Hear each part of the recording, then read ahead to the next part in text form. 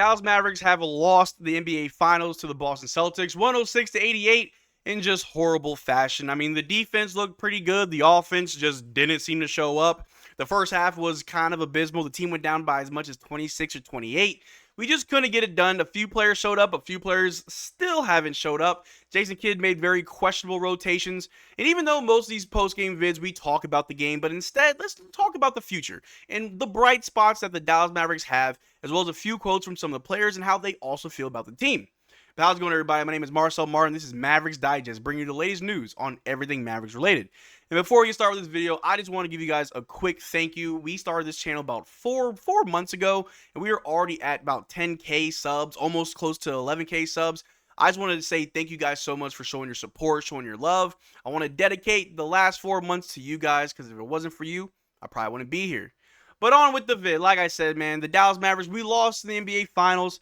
It doesn't feel good, but hey, we didn't get swept, so there's some good things to look forward to, or look at and look forward to. So we want to look at the positive. We want to talk about the bright spots. And this game, I mean, we can go over the game for a little bit. It really wasn't that good. Kyrie Irving was horrible yet again, only had about 15 points. Really wasn't getting things going in the first half, and in the second half, he tried to get some things going. It just wasn't there. PJ Washington, another player who he didn't play that well in Game 4. He had some foul trouble, so he didn't play a whole lot. Maybe he plays different Game 5. However, he still did not look that well. The shots weren't falling. The defense was falling apart. He made some questionable decisions to where he was benched, forcing Jason Kidd to play Tim Hardaway Jr. and Maxey extended minutes and gave you absolutely nothing. The bright spot, though, Josh Green was a plus. Josh Green gave you 14 points off the bench. He was a complete heater from three. I think he hit about 3 threes tonight. Looked fantastic. Derrick Lively and Daniel Gafford, very weird. Derrick Lively gave you about 18 points off the bench. He looked okay, not really great. We weren't able to feed him the lobs. The pick and roll wasn't there for us. But Daniel Gafford only played 11 minutes. I was trying to find anything regarding an injury, but it was very weird that Daniel Gafford only played 11 minutes. I know the Boston Celtics, they played 5 out. A few times Jason Kidd did want to go small ball, and I'm like, cool, that's fine, but like Daniel Gafford is not being used. 11 minutes in elimination game, why are we exploring options? The game, unfortunately, was not ours to win. The Boston Celtics, they were the better team. I mean, they're the number 1 team in the season. I mean, number 1 team for the league, for the regular season, as well as they were the better team in the playoffs. They had 65 wins on the season, the most out of any other team, so we gotta be honest with ourselves. The Dallas Mavericks really only came together 4 months ago at the trade deadline, where we got PJ Washington, Daniel Gafford, which changed the entire landscape of this team and how we play. So for a team where last year we missed the playoffs, to then changing up our roster and then changing it again at the trade deadline, to then being the 5th seed where we fought out of the play-in, winning 50 games, making the 5th seed, fighting 3 teams that had more wins than us, that were, I guess, better teams than us if you want to look at it that way, to then making the finals. This season was not a failure. It was a success. I don't care who you want to argue with, because you know what I'm going to say. Argue with your mama. Don't argue with me. This team exceeded all standards, all expectations that was put in front of them. They exceeded those expectations, because this team was doubted by everybody. Nobody thought that we'd be here. No one thought that we could even make the finals, let alone the playoffs or the play-in. We were a team that was doubted by everybody. But the team kept fighting. After the trade deadline, we had that weird slump of just losing game after game after game, but we kept fighting. We made adjustments. The team got better. We go in the playoffs. We beat the Clippers in 6 games. We beat the Thunder in 6 games. We beat the Timberwolves in 5 games. We beat a MVP runner-up, a Rookie of the Year runner-up, a Coach of the Year, someone who's touted as the face of the league, and the league's greatest shooting big man in Karl Anthony Towns, if you want to even give him that much credit. I don't. But this team had a lot of success. We found a lot of success. And the best part is we don't have a lot of problems going forward. Sure, we could use another scorer, another sharpshooter. Small things can happen over the summer to make this team better. This team also will have a whole offseason together to then get better, build that cohesion, learn and develop. It'll happen for us. The window of opportunity to win a championship has just begun. And if our first step towards a chip was making the finals, this team can go very far. I truly believe it. This team has a lot to grow from, but they also have a lot to be proud of. We've changed our identity where we can attack the basket and shoot threes. We can defend very well. And the best part is a lot of these guys are on long-term contracts, or at least locked up for the next few years. The only player we got to worry about is Derrick Jones Jr. And it was reported today that apparently the rules have changed regarding free agency. And I think in the upcoming days, we're going to see a contract going towards Derrick Jones Jr. Regardless of how you feel, I know he didn't really play that well in the finals, but for the majority of the playoffs, he was a plus for us on defense, hitting good shots, timely shots when needed.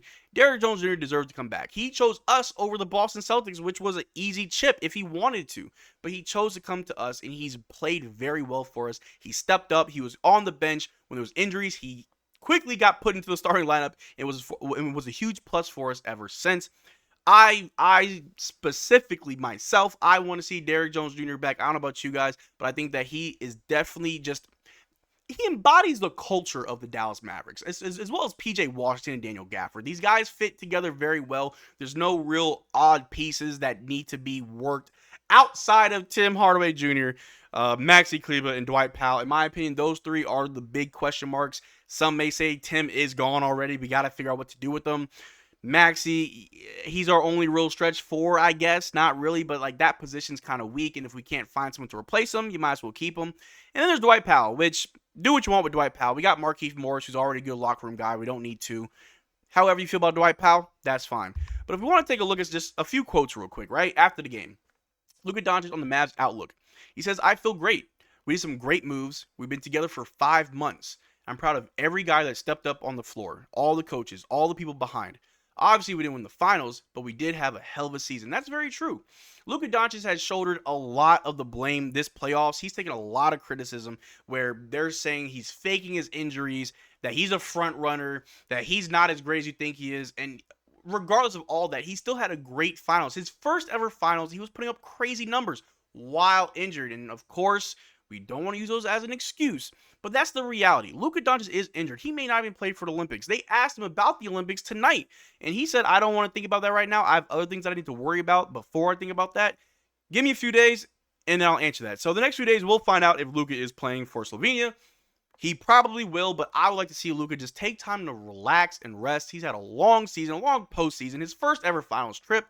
Don't want to make things worse. You want to get as much rest as you can. Spend time with your wife and kid.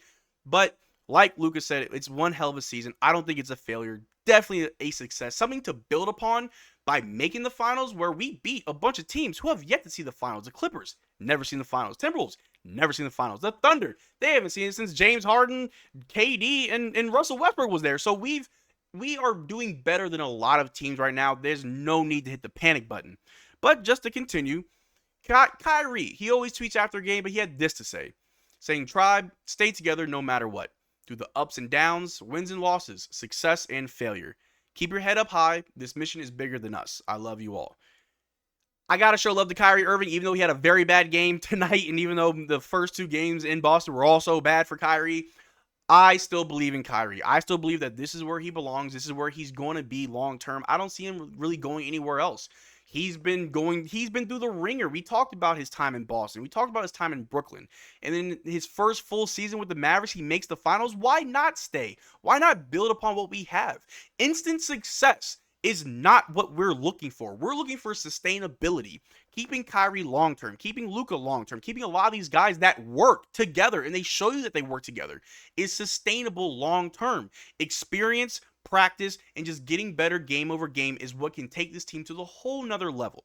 And again, if your floor, if your starting level, if level 1 is the NBA Finals, sky's the limit. A chip is somewhere in our future. It's right there. The guys have tasted it. They know what it takes now.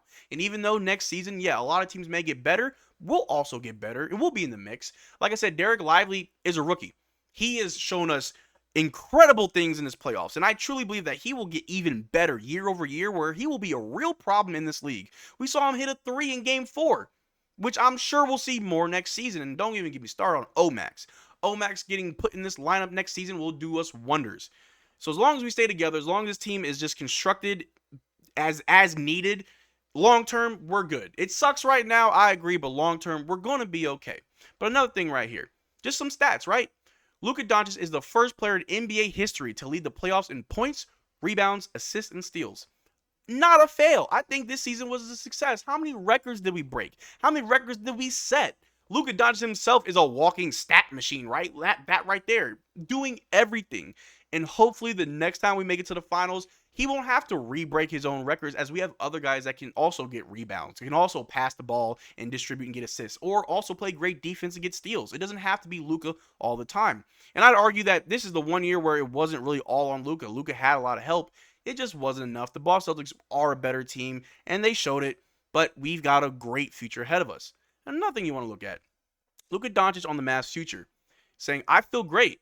I would say, we've been together for 5 months. I'm proud of every guy that stepped on the floor. I already read this quote, but yeah, just to reiterate it, yeah, Luka is really happy about the future. Obviously, I put the quote twice because I loved it. Luka is fine about the future. There's no worry that Luka wants to leave. Luka is happy here. I truly believe that. Now, you can believe this or not. I choose to believe it because it's true. The future is bright with this team. We're going to go places. We just got to stay together.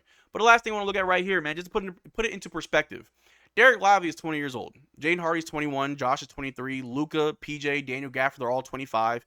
Derrick Jones Jr. is 27. And Kyrie's the oldest at 32. The Mavs will be back. I truly believe it.